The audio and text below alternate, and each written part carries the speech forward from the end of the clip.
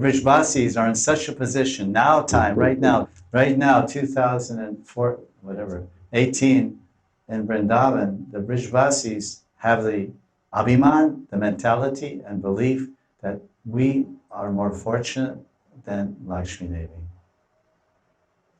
Amazing. And what did they do? Lakshmi Devi, for 12 months a year in Bailvan, she's eating leaves. She eats leaves and sometimes she gets some bale juice.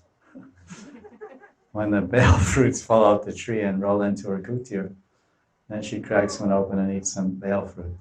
So what do they do? Because she's a yogini, there's only one deity in all the world of Lakshmi Devi sitting in a yoga position. This is called yogini.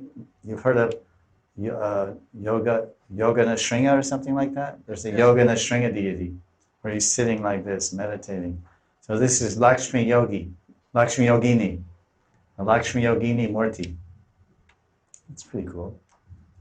Lakshmi Yogini Murti, there's only one in the entire, probably, universe. And that's in Bilvavan, one of the Dwadasavana of Brajamandal, across the river, far away from the Rasastali. There's a vast river of 5, 6, 10 kilometers wide, because in those days, 5,000 years ago, the Yamuna was vast, vast river.